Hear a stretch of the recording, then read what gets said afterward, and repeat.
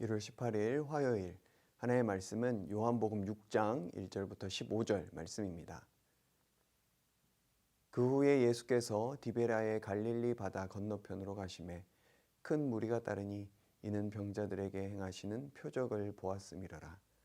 예수께서 산에 오르사 제자들과 함께 거기 앉으시니 마침 유대인의 명절인 유월절이 가까운지라. 예수께서 눈을 들어 큰 무리가 자기에게로 오는 것을 보시고 빌립에게 이르시되 우리가 어디서 떡을 사서 이 사람들을 먹이겠느냐 하시니, 이렇게 말씀하심은 친히 어떻게 하실지를 아시고 빌립을 시험하고자 하심이라. 빌립이 대답하되 각 사람으로 조금씩 받게 할지라도 200데나리온의 떡이 부족하리이다. 제자 중 하나 곧 시몬 베드로의 형제 안드레가 예수께 여짜오되 여기 한 아이가 있어 보리떡 5개와 물고기 2마리를 가지고 있나이다. 그러나 그것이 이 많은 사람에게 얼마나 되겠사옵나이까. 예수께서 이르시되 이 사람들로 앉게 하라 하시니 그곳에 잔디가 많은지라 사람들이 앉으니 수가 5,000명쯤 되더라. 예수께서 떡을 가져 축사하신 후에 앉아있는 자들에게 나눠주시고 물고기도 그렇게 그들의 원대로 주시니라. 그들이 배부른 후에 예수께서 제자들에게 이르시되 남은 조각을 거두고 버리는 것이 없게 하라 하시므로 이에 거두니 보리떡 5개로 먹고 남은 조각이 12바구니에 찼더라. 그 사람들이 예수께서 행하신 이 표적을 보고 말하되 이는 참으로 세상에 오실 그 선지자라 하더라. 그러므로 예수께서 그들이 와서 자기를 억지로 붙들어 임금으로 삼으려는 줄 아시고 다시 혼자 산으로 떠나가시니라. 아멘. 우리 주변에는 참 많은 병원들이 있습니다. 그 중에서도 하루 종일 환자들로 꽉 차는 병원들은 따로 있죠. 왜냐하면 잘 고치기로 소문났기 때문입니다. 이처럼 많은 사람들이 예수님께 몰려들었습니다. 본문 2절을 보면 큰 무리가 따르니 이는 병자들에게 행하시는 표적을 보았음이라 라고 말씀하고 있습니다. 소문난 병원에 환자들이 몰리듯이 많은 사람들이 예수님을 따랐습니다. 왜 그렇습니까? 치유의 기적을 베푸시는 명의로 소문났기 때문입니다. 많은 사람들이 대중들의 인기를 갈망합니다. 정치인들은 표심을 얻으려 하고 연예인들은 팬심을 얻으려 합니다. 어떤 사람들은 엽기적인 행동을 통해서 사람들의 관심을 얻으려고 합니다. 하지만 예수님은 대중들의 인기에 관심을 갖지 않으셨습니다. 예수님을 메시아로 믿고 고백하는 한 사람을 찾으셨습니다. 오늘도 예수님께서는 제자 중 하나인 빌립에게 질문하십니다. 5절 말씀을 보면 예수께서 눈을 들어 큰 무리가 자기에게로 오는 것을 보시고 빌립에게 이르시되 우리가 어디서 떡을 사서 이 사람들을 먹이겠느냐 하시니 라고 말씀하십니다. 예수님께서는 앞으로 어떻게 하실지 다 알고 계셨습니다. 하지만 빌립을 시험하려고 물으십니다. 이 질문을 통해 빌립의 신앙을 더욱 견고하게 하시기 위함이었습니다. 하지만 빌립은 아주 현실적인 눈으로만 대답합니다. 각 사람이 조금씩이라도 먹게 하려면 200데나리온으로도 부족하다라고 대답합니다. 한 데나리온은 당시 노동자 한 사람의 하루 품삯이었습니다. 그러므로 200데나리온이면 대략 오늘날로 8개월치의 월급입니다. 현실적으로 불가능하다는 이야기입니다. 상식적으로는 당연한 대답이죠. 하지만 지금껏 예수님의 표적들을 두 눈으로 목격하면서도 여전히 믿음의 눈을 가지고 있지 못한 모습입니다. 안드레는 나았습니까? 똑같았죠. 9절 말씀을 보면 안드레가 말합니다. 여기 보리떡 5개와 물고기 2마리가 있습니다. 하지만 이렇게 많은 사람에게 그것이 무슨 소용이 있겠습니까? 라고 말하고 있습니다. 그러면 군중들은 달랐나? 똑같았습니다. 오병이어의 기적을 체험하자 그들은 참으로 세상에 오실 그 선지자라 고백합니다. 그러면서 예수님을 임금으로 삼으려고 합니다. 많은 사람들이 예수님을 따랐습니다. 하지만 제대로 된 시선이 아니었습니다. 예수님은 위대한 능력으로 자신들의 욕망을 채우실 분이었습니다. 그 이상도 그 이하도 아니었던 것이죠. 예수님께서는 그 큰 무리를 떠나 혼자 산으로 떠나셨습니다. 수많은 군중들은 예수님이 아니라 기적 자체에 관심이 있었습니다.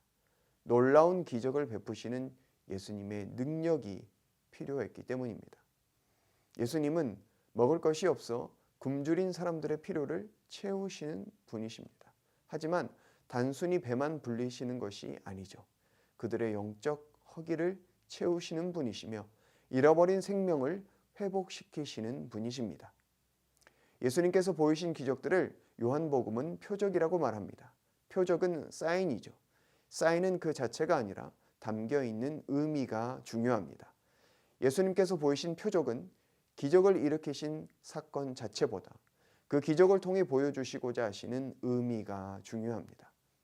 바로 예수님만이 참된 생명이시며 메시아이심을 말씀하시는 것입니다.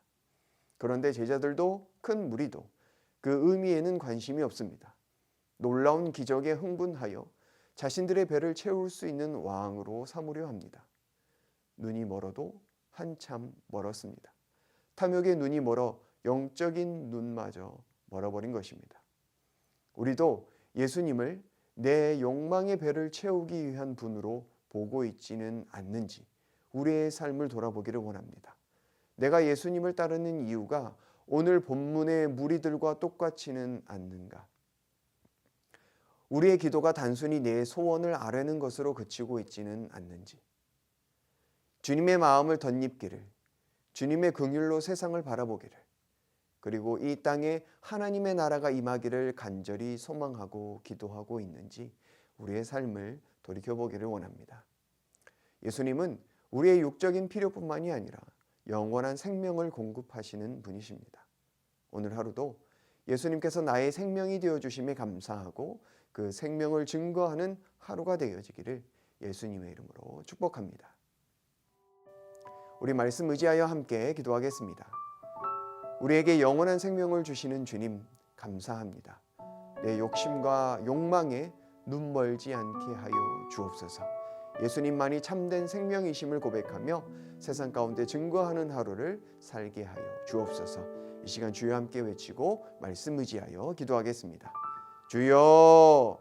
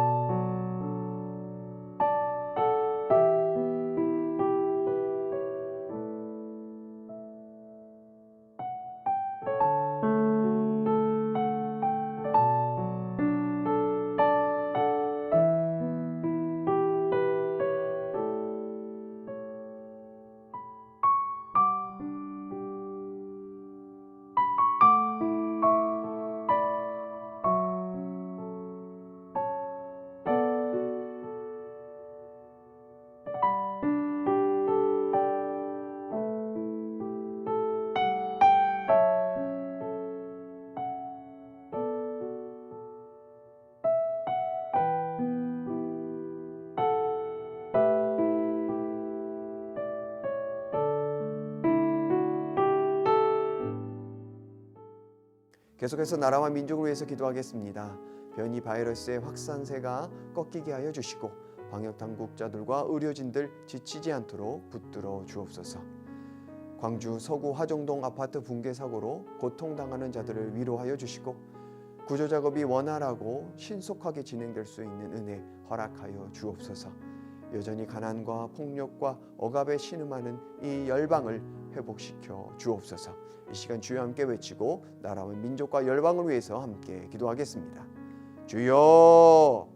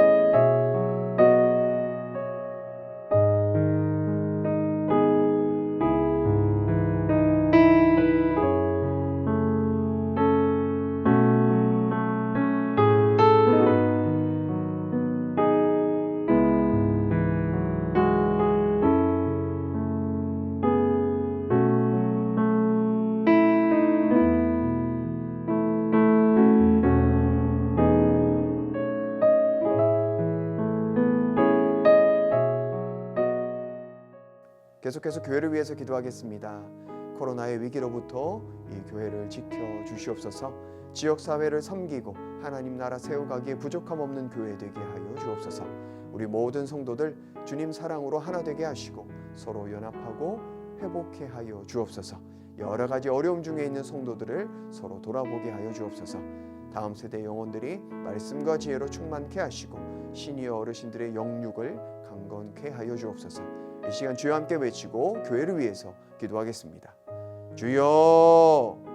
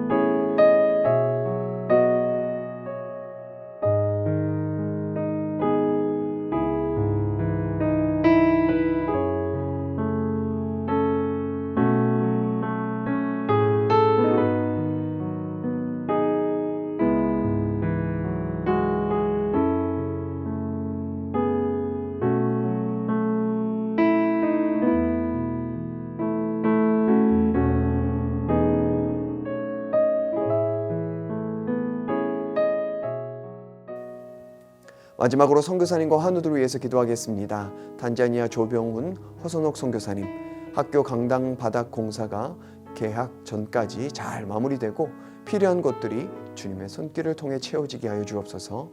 17일부터 시작되는 새 학기에도 학교 운영과 재정에 어려움 없게 하시고 아이들을 코로나로부터 지켜 주옵소서. 특별히 염 선교사님 반정부 시위로 인한 유혈 사태가 속히 안정화되게 하시고 더 이상의 인명피해가 없게 하여 주시옵소서. 선교사님들과 자녀들 또 현지 그리스도인들과 교회를 안전하게 지켜 주시옵소서. 환우들 위해서 기도하실 때 추명우 성도님, 김평수 집사님, 김인혜 집사님, 김영자 권사님, 김찬준 집사님, 정승군 권사님, 김목남 권사님, 조금일 집사님, 안행순 집사님, 최혁기 성도님, 정성혜 집사님 어머님, 김광순 집사님, 이길태 집사님, 박문천 집사님, 환우들의 몸과 마음을 회복시켜 주옵소서. 이 시간 주여 함께 외치고 선교사님과 환우들 위해서 기도한 후에 개인 기도하겠습니다.